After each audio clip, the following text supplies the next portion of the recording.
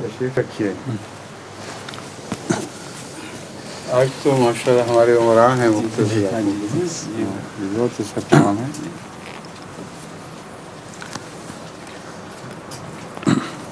और इस मीटिंग के फ़ौरन बाद चंद मिनट मुझसे बाद अपनी इंतजामी बात फरमाइए, क्या हाल है? मैं अभी इजाज़त लेके आया हूँ। बहुत ज़्यादा ममालिक ऐसे आप लोगों के मुताबिक पड़े हुए हैं जिनकी तरफ मुस्तकिल तवज्जो ज़हनी लिहाज से हो ही नहीं सकती, क्योंकि निज़ाम नहीं है ऐसा मुकर्रर अपने आदमियों का जो आपके सामने जवाब दो और उन मुल्कों के वो निगरान हो जाएं। ये अपने फौरी कायम करवाना है। वो तो मैंने हदायतें कुछ लिखवाई हैं माजिद को, लेकिन ज़बानी मैं आपको ऑन कर रहा हूँ कि ये काम आगे बढ़ ही नहीं सकता जब तक कि ज़ैली ममालिक को अलग अलग ज़िम्मेदार आदमी मुकर्रर करके उनके सपुर्द करें, उनसे मनसूबा बनवाएं, वो आपके सामने जवाब दे हों, मनसूबे के भी और तामील के भी। ठीक है, चलिए let's start the English session now. Assalamu alaikum, Hazrat. Hazrat, today we have 5 guests, all from the west coast of Africa. And immediately to my right is Amir Sahib Ghana, Abdul Wahab Adan Sahib. And next to him is Amir Sahib Nigeria, Mr. M.M. Meshu. Next to him is our Member of Parliament for Ghana for the Asan South region, and its name is Honorable Al-Hassan Dadzi. And next to him is our Amir from Gambia, Baba F. The Gambia, sorry, the Gambia, Baba F. Travali. And but he is not a Baba. So we had this discussion. Baba means old man. Well, we had this discussion there, and apparently in their language it means the same thing. Exactly. This is what I was told. Baba means old man. Father. Huh? Father. It also means old man. It also means Old man is old. Yes. So Baba is only a word of respect. Yes, it is. Yes, indeed. And next to him we have our Naib Mirza from the Gambia, and Nujubu Travali. So these are our guests today, sir. I'll request Wahab Adan Sahib to start us. Huzur, there is a controversy going on in the Anglican Church today, and it appears the African priests have taken the view that they should return to the Bible, while the European priests are saying that they should stick to modernity. What comment would Huzur wish to make on the controversy itself and the future of Christianity? I'm sorry that I was not attentive because of a previous meeting and some problems which I wanted to discuss with Imam Sahib. So I was thinking of him, I was looking at him. Please start your question again. Huzur, the question I would want to humbly request Huzur to throw some light on is the controversy in the Anglican Church. There is a controversy about whether they should permit the gay people and the lesbians to have their marriages even solemnized in the church. And the African priests, because there is a conference going on, and the priests who had come from Africa were saying that they don't think this is a valid question because the Bible is against it. But the European priests are saying that the African priests are backward. They are not modern enough to understand that. To improve the word of God. Amend and improve the word of God, yes. So, it's see, why should I advise on this? You know the answer better. Africans should be encouraged to stick to their guns on the principle that if it is the word of God, then we have no right to amend it. If it is not, then get off our backs.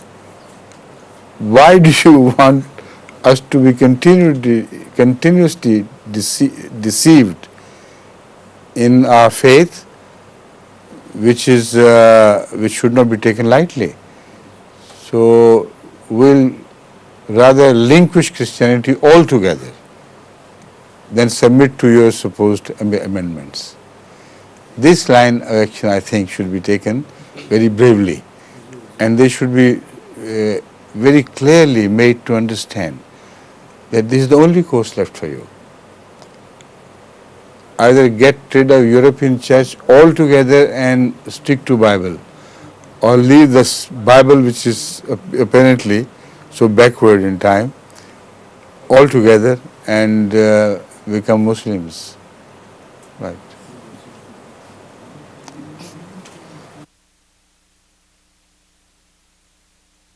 Introduction did not give my name properly. Yes. I apologize. Yes. My name is Muhammad Mahmoud Maishanu. Yes, that's right. Muhammad question Mahmoud is- Maishanu. That's what I remember. My question is that a few days ago, What did you say? Michiano? I think I pronounced it incorrectly, sir. Mishiano, I think I said. Mishiano. That's- a few days ago, I watched a discussion on TV on the possibility that America and its allies might decide to attack Iraq again over this recent deadlock on weapons inspection. One of the discussants said that if this happened, all the Arab countries would come out openly in support of Iraq. My question is, how does Hudu assess this possibility of the Arabs ganging up and its results? Both the possibilities are wrong. What happens whenever Clinton is accused of his gross moral misconduct, suddenly Iraq issue is brought to light. Read back the history, this is what always happens. So it is again an attempt on the part of Clinton organization to mislead the public opinion and to draw them to an issue where their national feelings will be stirred and all the attention of the mind will be in that direction. I think it is not possible for Clinton to succeed this time. Moreover, it is not possible for America to go for an all-out war against Iraq. Moreover, it is impossible for the United Nations to muster enough European support to attack Iraq.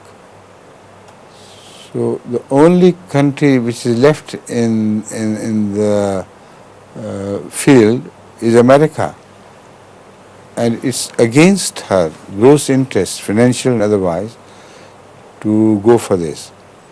Moreover, as far as the Muslim countries are concerned, although they're not going to raise even their little finger against America, but this time their tongues will wag.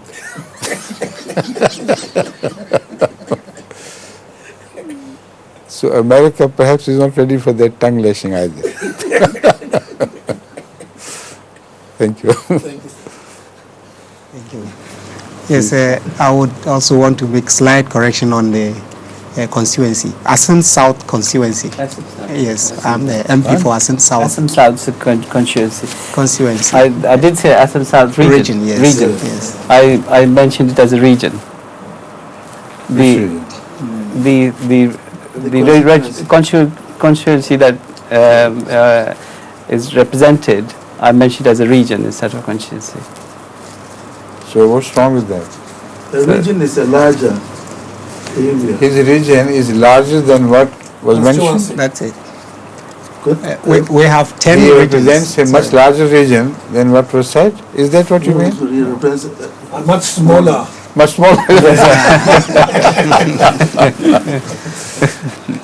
Why did you disclose this? It was unnecessary. Come on. Thank you. The region may be small, but you are not small in my eyes. Please. Thank you very much. Well, Your Honor, my question is on reincarnation. Reincarnation. Several doctrines cite worldly events to support their belief in reincarnation. What evidence, for instance, to support their belief? For instance, the parallel between Abraham Lincoln and John Kennedy, J.F. Kennedy. What? Abraham Lincoln, former president of America, and then John Kennedy. They're similar. Yes, there are some parallels between So their this life. means Abraham Lincoln was reborn in the form of John Kennedy. That's For what crime had he committed?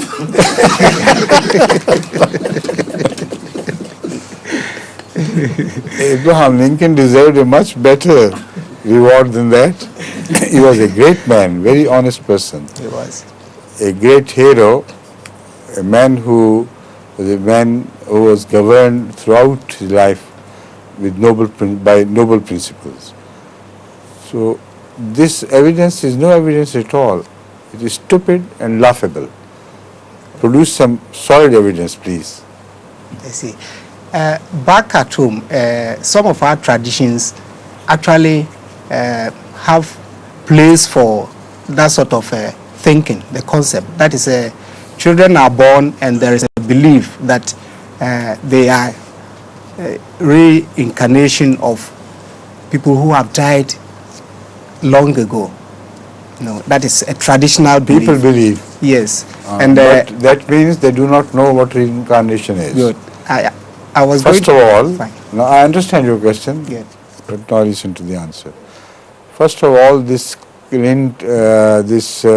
Abraham Lincoln case is vulnerable on the point of the true understanding of reincarnation. According to this philosophy of reincarnation, if someone has done good deeds, then he will be returned to the realm of souls and the matter will be separated from him. And there he would stay for trillions of years, according to the story of reincarnation. If he is quickly returned to earth, then this is going to be his punishment. And under that punishment, he cannot be reborn as a human, not to mention of Kennedy. Abraham Lincoln, if he was to return to this world, or was to be returned to this world so soon, that would show wrath of God against him, that he behaved like a wicked person, and as such he lost his right to be reborn as a human. So he should have been searched about among animals, not among the presidents of United States of America. There is a complete contradiction between the actual theory of reincarnation and what people believe. People believe that if they have a feeling that they're similar to some past person, this is a proof that they have been reincarnated. This is absolutely untenable, because so many other factors must be taken into account.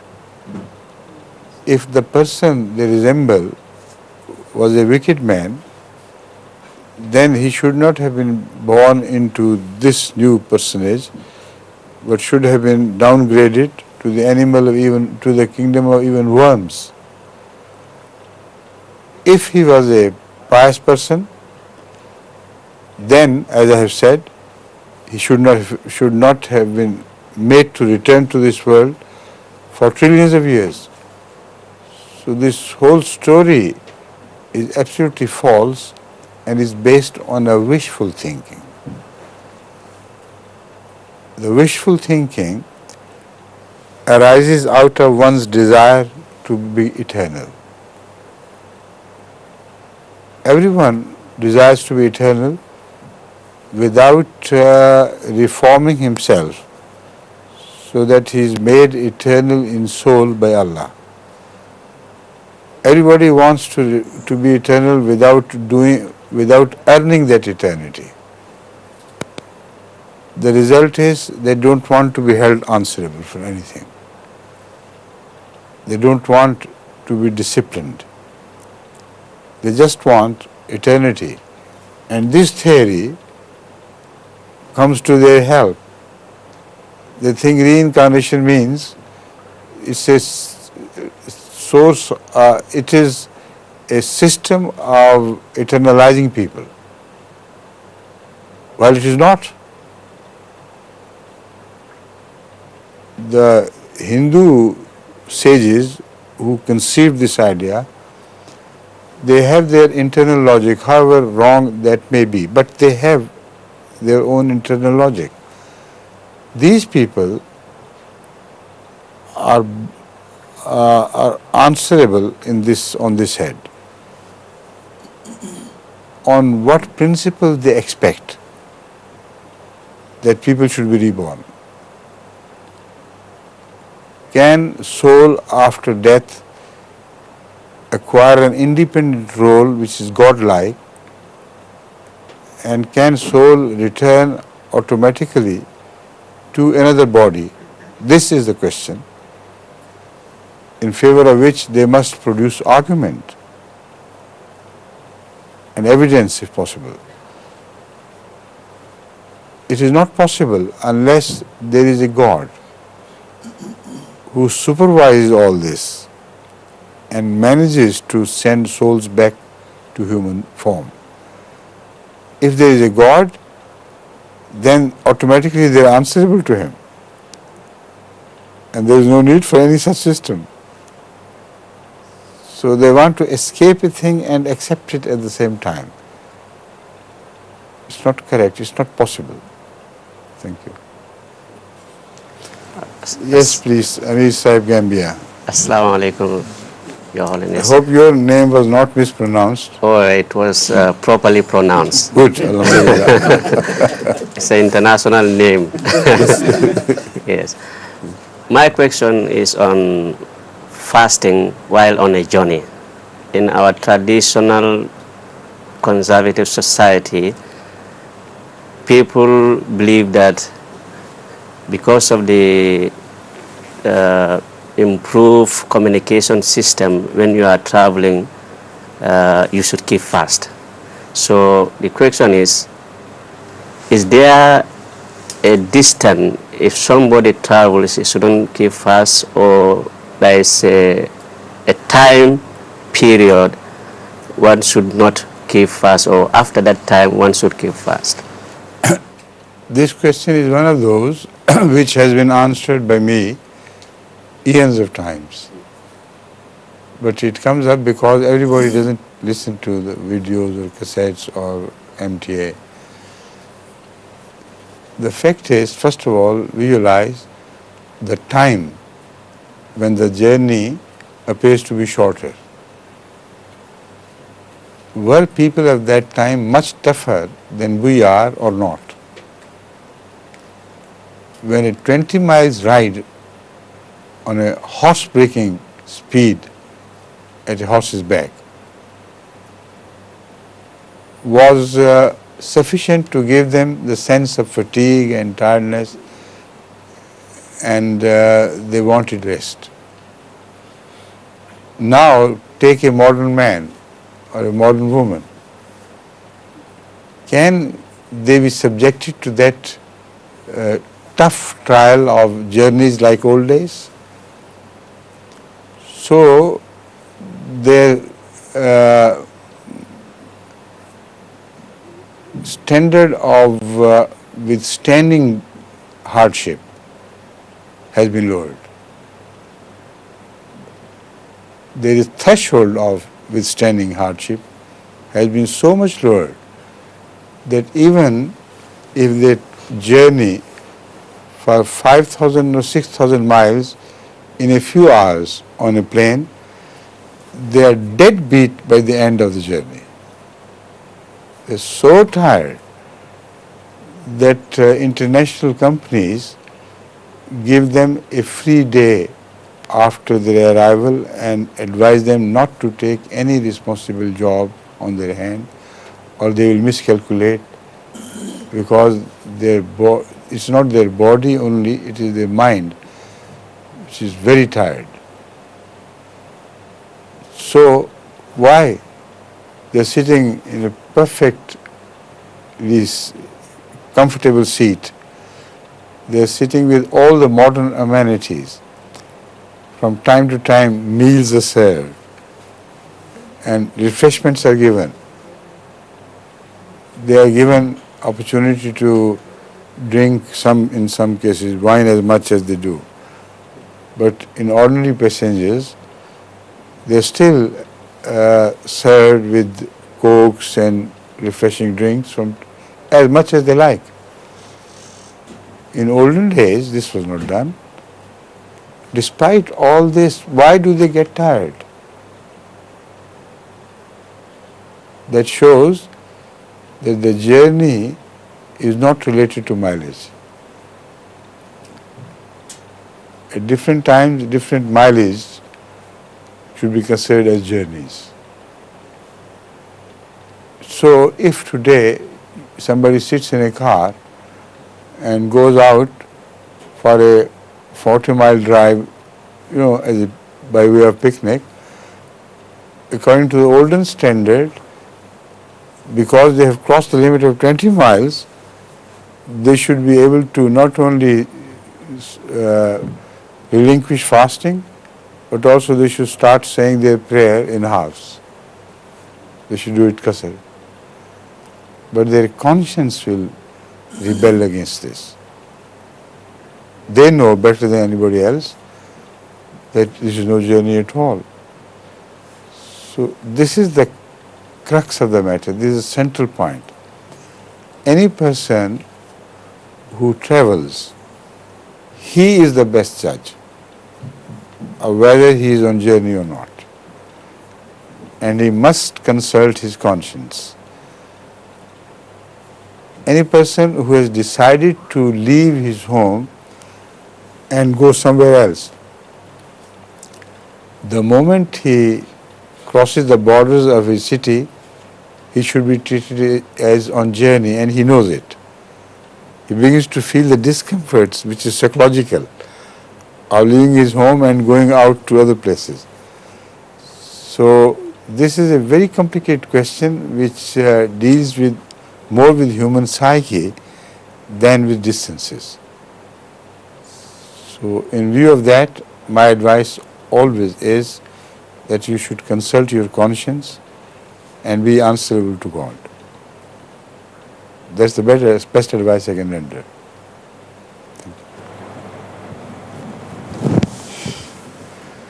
Yes. Numujo Travale, Naib Amir of the Gambia. My question is on prayers whilst on a journey. Now, again, yes, both of you is on the same question, eh? Is it a Gambian attitude? No, I think this one might be a little different. Achha. Now, some people say that whilst on a journey, once you reach your destination, after 3 days, you should pray in full. Others say, no, it should be 2 weeks. Others say it's much longer. So, is there anything in the... It could be any of the three possibilities. It all depends on circumstances. One thing should be remembered, that if somebody is on a journey and knows that the journey would end within 14 days, then he should do qasr only till 14 days. Right? But if he is not certain, then if the journey extends beyond 14 days then he must continue to do qasr. Because mentally, again this is a question of psychology, mentally his mind remains on journey if right from the beginning he does not know when it will end. So if the journey ends within 3 days, that is the limit. If it ends by 14 days, that becomes a limit. If it continues, then as long as it continues, it will remain a journey. Exactly this is the interpretation of journey as we understand from the conduct of Hazrat Masih himself.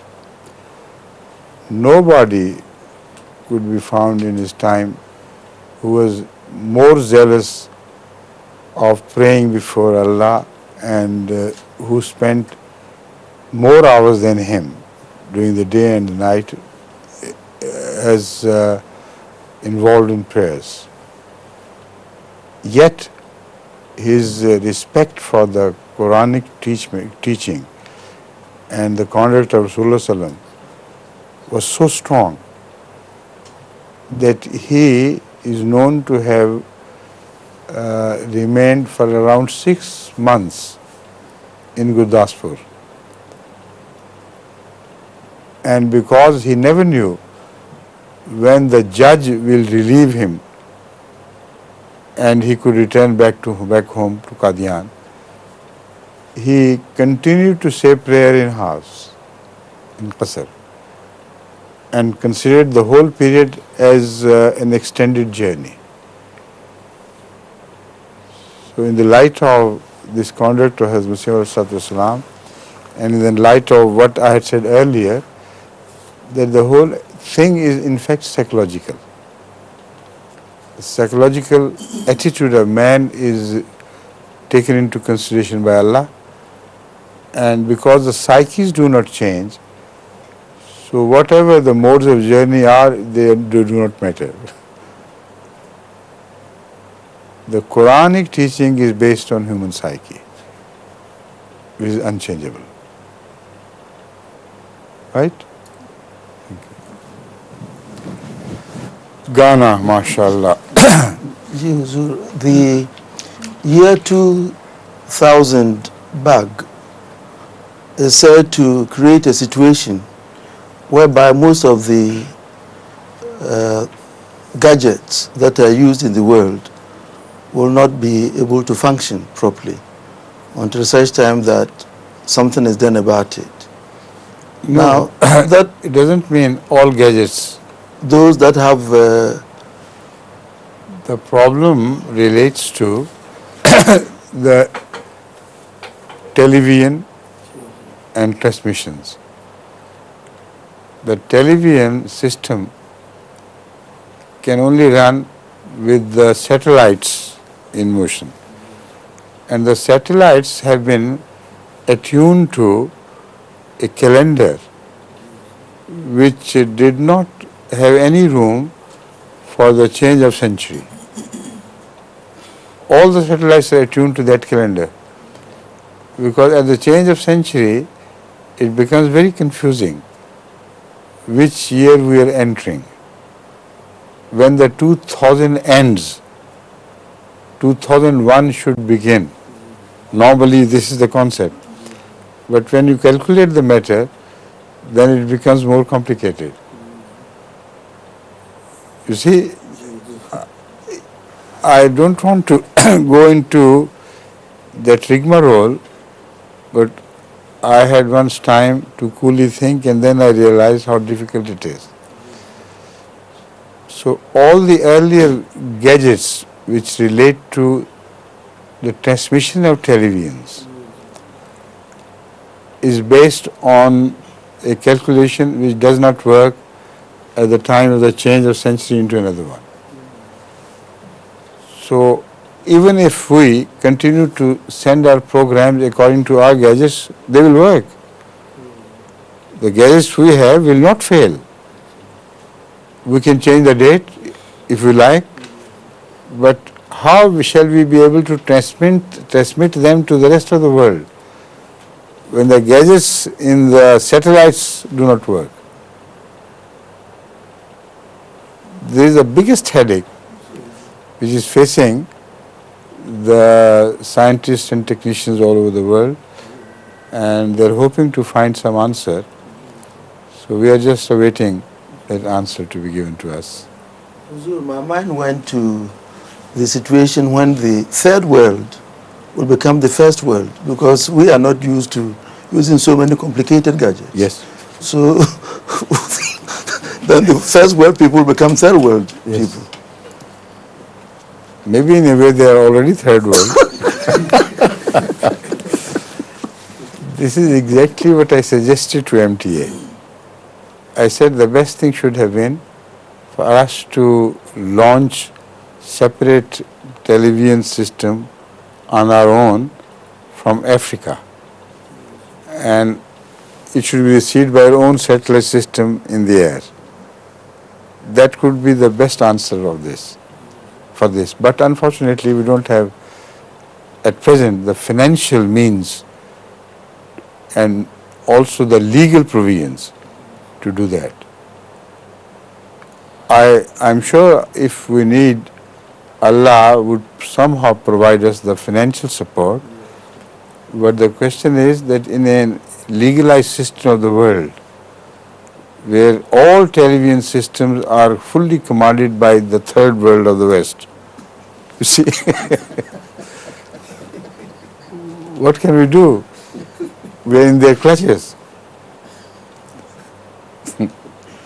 Please. I was under the impression, Huzur, that a third world war would eventually come about and would involve the Eastern and the Western blocs. Now, one of the blocs, the Eastern bloc, has disintegrated Russia. Now, if this war is going to come about at all... But why do you get this impression that it will be fought between East and West? Well, First, tell me the basis for this. Well, I thought the feeling is, I thought the feeling would be that unless you have these big powers, centered America and Russia, eventually destroyed and their power base brought to nothing, then... Why do the wars begin anyway? Why do the wars erupt? Tell me. Well, I thought it's for one side to gain supremacy over the other. No. And in those days were merely lookers on. It is only the economic factor which causes the wars to erupt. Economically, the Western countries are as much jealous of each other as they are jealous of the East taking hold of the economy and snatching it away from their hands and clutches. So the case of Britain and France and Germany is no exemption. If ever a jealousy develops in which they think that economically the other European country is at a better advantage, then the frictions must begin. Totally unavoidable. Similarly, a war is conceivable between America and Europe, not to mention Russia at all, because Russia is already broken down in economy. And there is no apparent future of Russian economy to rise to a standard where it can vie with American or European economy. So the factors which cause wars is lacking there. But it does not lack in Europe. Europeans are trying to build their economy so strong that Europe will snatch American markets and replace American hold on some Eastern countries' economy with their own hold on those economies. If this happens, then a war between America and Europe becomes far more plausible. So war is plausible, which will naturally result into world war between every Western country and their groups against other groups, and America and Europe, and America and Japan, which is extending its economic supremacy to the third world now. Because as far as the West is concerned, they have tied Japanese hands so tightly now that Japan thinks, I hope they realize that they can no longer expand their economy in the Western world. So all they're left with are the poor countries of Asia and Africa, etc. So these are the eagles which are waiting to pounce upon the dead countries or the corpses of our country to make best of it. This is the unfortunate situation. And whenever this happens, the danger of war would certainly become a reality. So is the case of China. So that of Korea. So they're all different centers in which something is smoldering. How far it is permitted to smolder and how far it can erupt so the lid is off, like from that of volcanoes. You know, volcanoes also have lids. Sometimes something is cooking inside and then suddenly the lid is off. So everything is possible. All these factors which I have mentioned briefly can possibly result in the initiation of a war which will rapidly spread into a world war. Right? Thank you. So my next question is on predestination. We know and we have faith that Allah is all-knowing. That being the case, it means the actions of present generation and even generations yet unborn are known by Him. Will that give cause to explain? I understand this question. This is one of those questions which have never left me alone. Wherever I go, these questions follow. But I cannot go into a detailed answer which I have been giving and which is recorded in video and audio, etc. I'll inquire from you to be the judge for a while. Since this morning, how many times have you been faced by options to do this or to do that? And you decided them to come here or not to come here, to do this or to wear this or that. All these things were options for you. Not necessarily good or bad, but sometimes, many times in fact, they can become good or bad. So good people also face these options and they opt for good. The bad people face this option and opt for bad. But every time I'm talking to you, you take a decision. Do you think that your decision is bound to be that decision because Allah knew this is what you are going to decide? Can you shift the responsibility to Allah for your decisions? Well, in most cases, when the decision turns out to be a wrong decision, one will not attribute it to Allah. But no, even the right decision cannot be attributed to Allah because it's yours. We pray you have a free will. A free will is responsible for reward and punishment. And because humans are rewarded and punished, so a free will cannot be imposed upon them by Allah. I mean, it cannot be subordinated to Allah's superior will, or it is no longer free will. So when you believe in punishment and reward, how can you believe in any form of predestination which will destroy this scheme of Allah?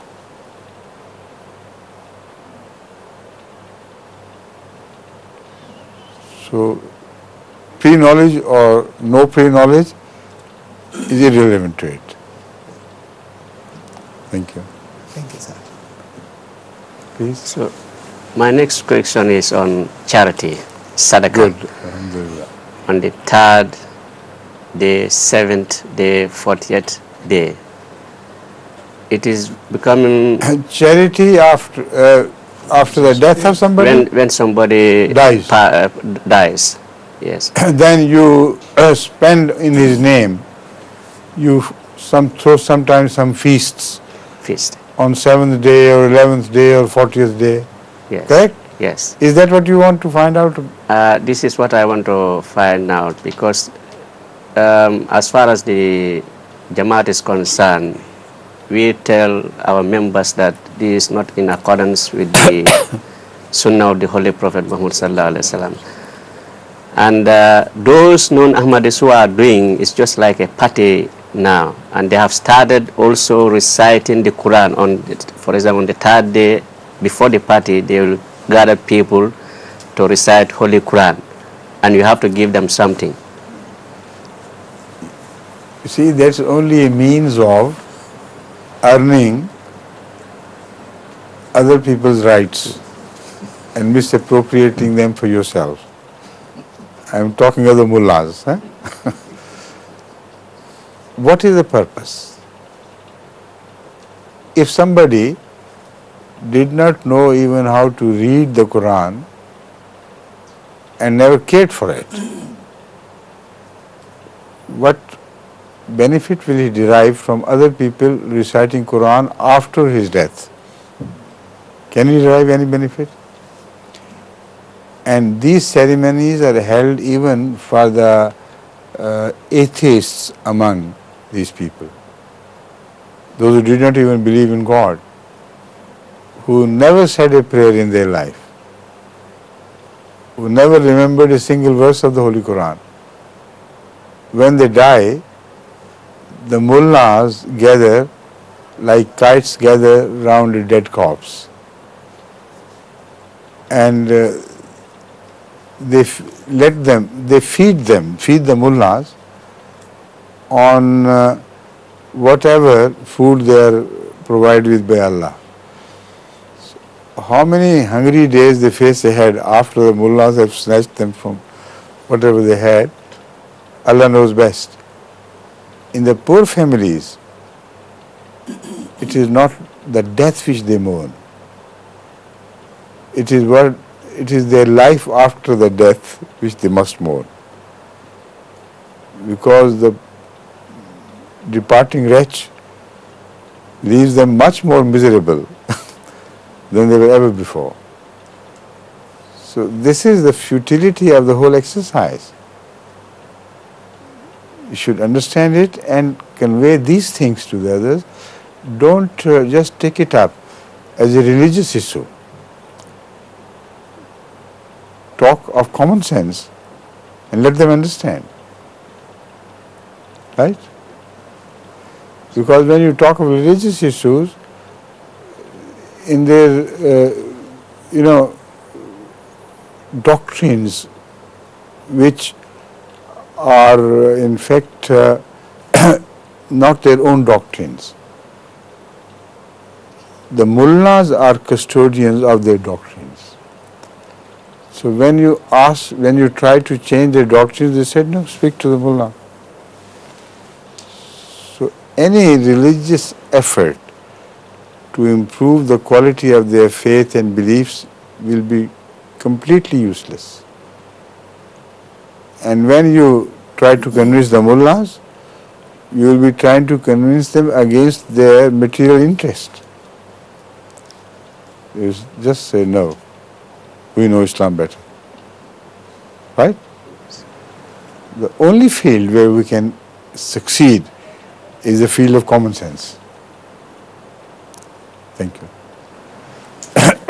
And my next question is the way Akika is practiced.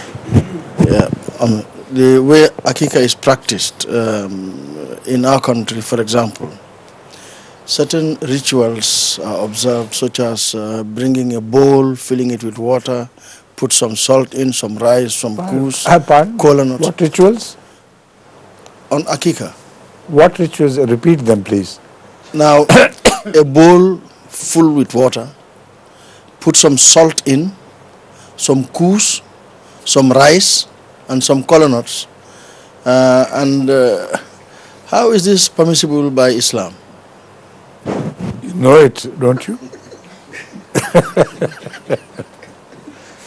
Again, it's a similar question of rites which have replaced the religious practices.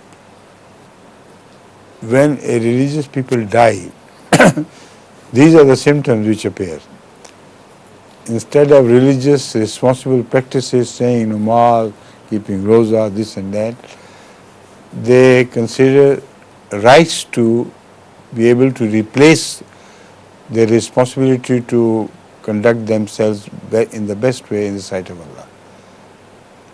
That they never do. So the mullahs tell them, do these rites and that will be enough. So the rites are comparatively easier. So they perform these rites meaninglessly. It's very difficult to reform this society without bringing them to the fold of Ahmadiyyat, in fact. When they come to the fold of Ahmadiyyat, then the central message which should be given to them is the best reward of becoming an Ahmadi is going to be your return to the lifestyle of Ahmad Sallallahu Alaihi Wasallam. Would you prefer that or not? If you are ready to return to the lifestyle of Rasulullah, then your Ahmadiyyat is meaningful. Otherwise, you may return to your old disorder of the world. This is a comparison where his answer has to be positive.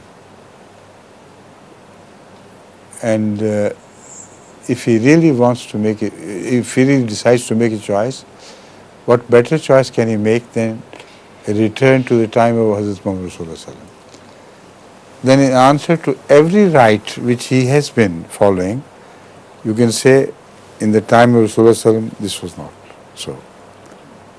Just one answer will face and resolve every problem.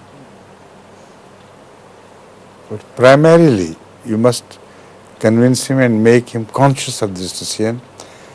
He must return to the time of Muhammad Rasulullah. And then all worries will be off. Understand? Good. Abdul Wahab Adam Sahib. For some years now, the international bayat that we do in Islamabad has shown that the Jamaat is the fastest growing religious Jamaat in the world. In the light of this, how do we see the future of Ahmadiyyat? We have to travel a very long way as yet.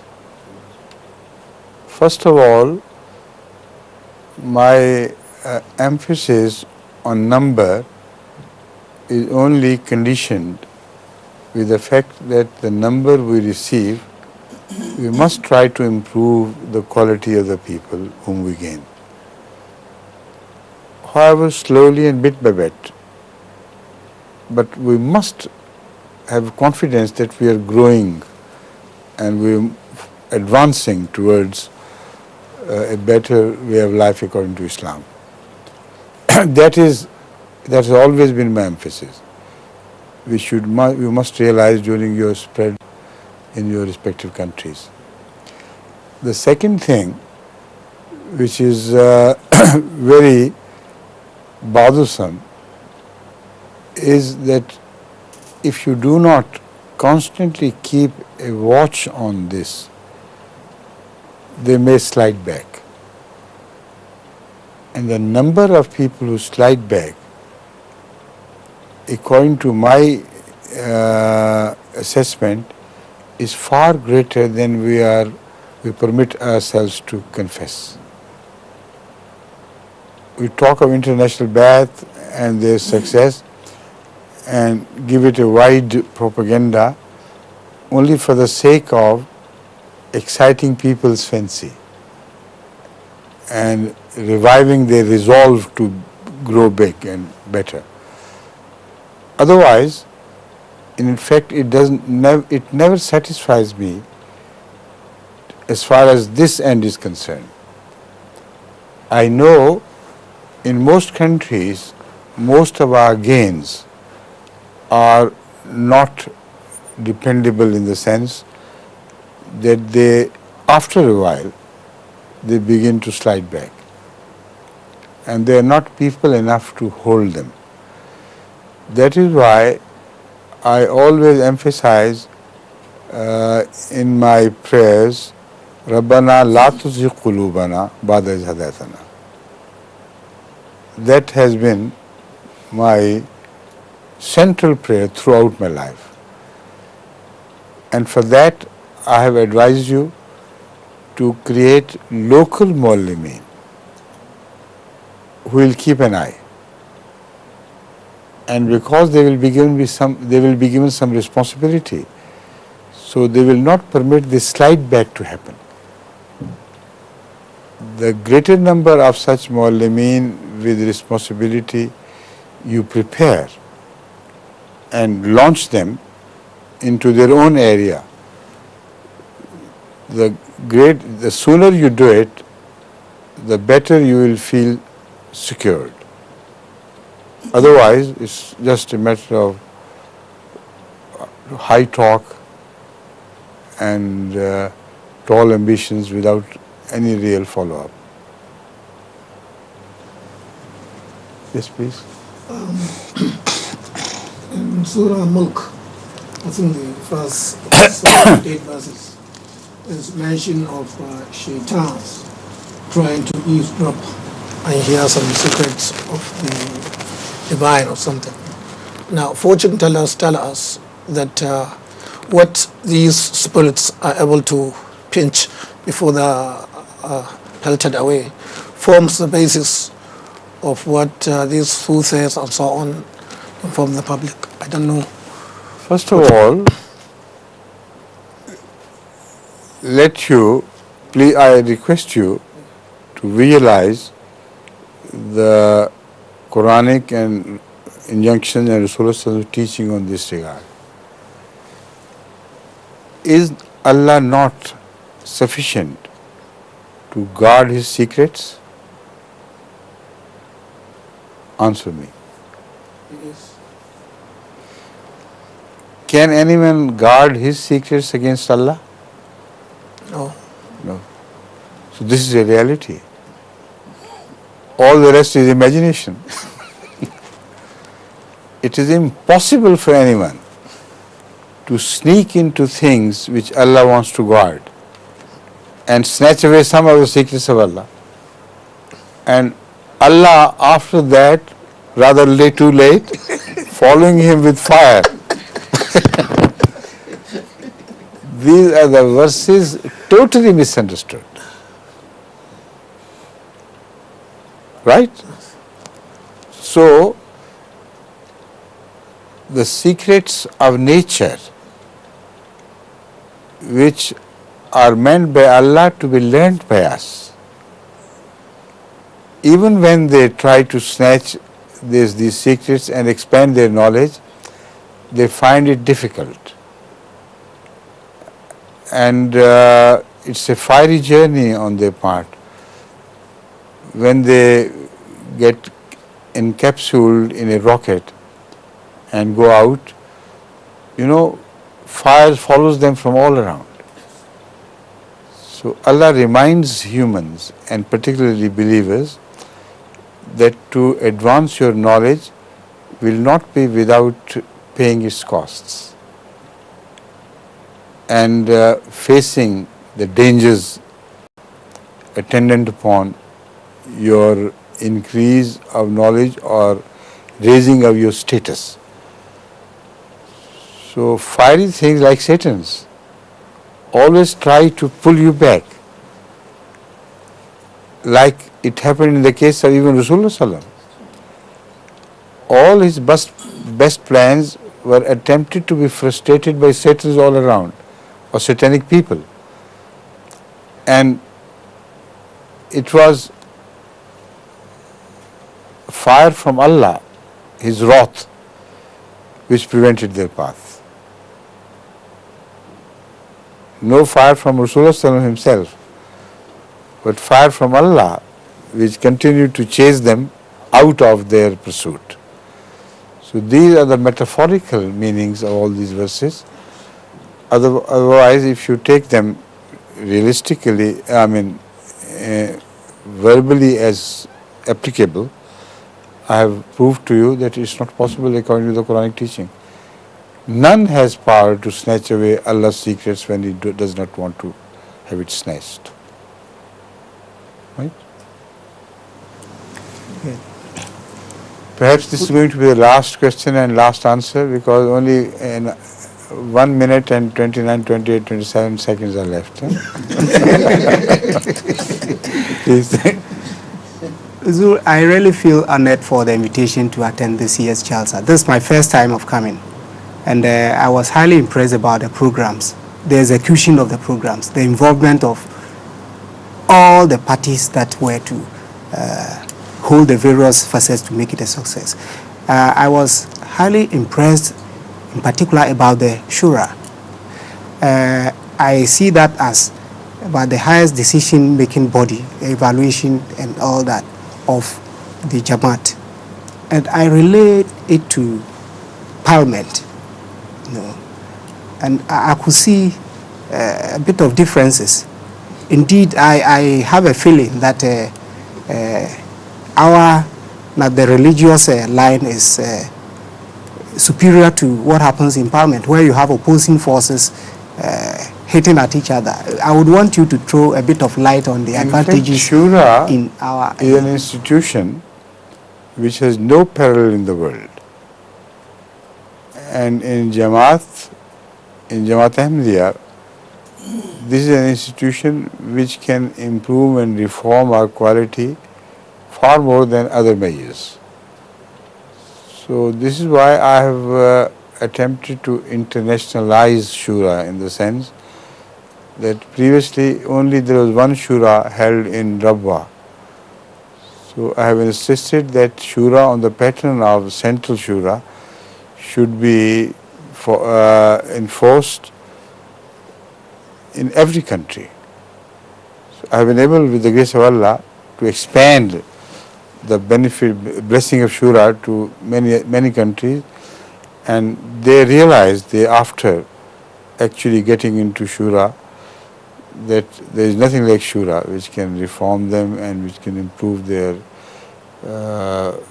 planning and enactment of their planning. Because the time is over, so I take leave of you. Thank you very much for getting together.